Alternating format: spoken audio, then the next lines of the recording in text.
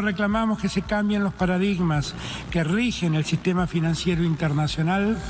Todo esto tuvo y tiene un efecto importante en el aumento de la inflación mundial. Todo va en detrimento de los más postergados. Mientras que el presidente Alberto Fernández insiste en que el sistema financiero internacional distribuye la riqueza en unos pocos y la pobreza en millones, el Instituto Nacional de Estadísticas y Censos informó que la pobreza llegó a 36,5% y alcanzó a 17 millones de argentinos en el primer semestre de 2022. En tanto, el nivel de indigencia fue de 8,8% en los primeros 6 meses de este año. Los analistas explicaron que los sectores de menos recursos se ven más afectados por la dinámica de los precios en los alimentos. Hay un caos de precios y una falta de referencia de precios muy grande. Y amén de que obviamente hay sectores que están concentrados, pero la concentración existe en todas partes del mundo. Concentración hay en Uruguay, en Brasil, hay en Paraguay, en cualquier parte del mundo hay concentración que es el que parece ser el causante del fenómeno.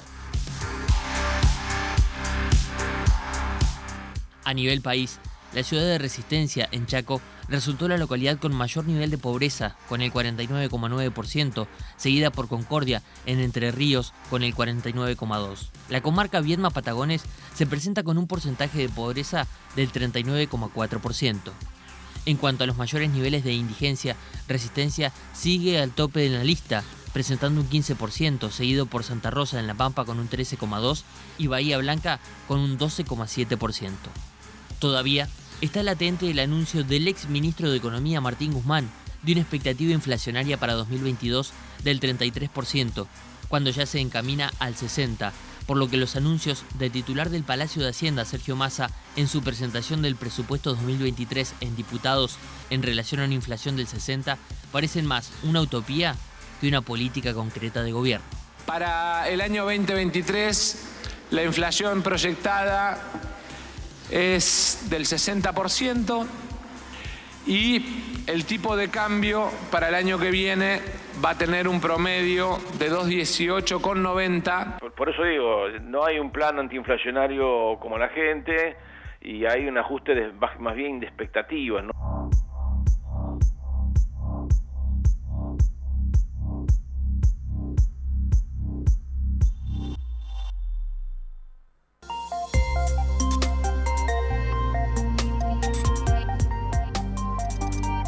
Obviamente el aumento de la pobreza es impactante, ni hablar también de los números de la indigencia. Estos son números oficiales del INDEC, no es ninguna consultora privada que está haciendo un análisis de la triste realidad que estamos atravesando.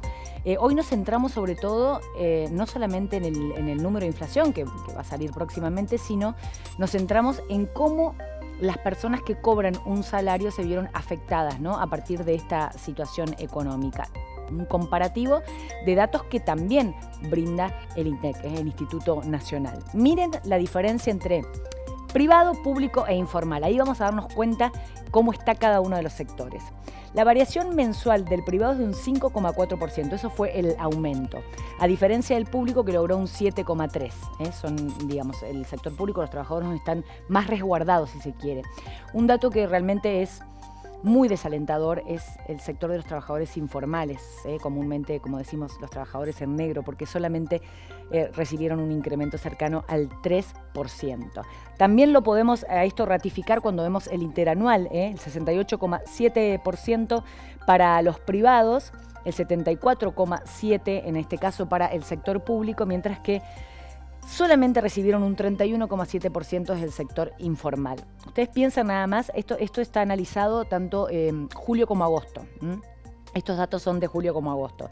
Piensen que solamente en el mes de julio la inflación fue del 7,4%, que fue la mayor medición de los últimos 20 años. Con ese porcentaje solamente el sector público se acercó, pero también perdió. Se acercó porque recibió un 7,3%. ¿Se entiende? Se acerca, pero ni siquiera le gana ni se equipara a la inflación. Los peores son los informales y en segundo lugar los privados.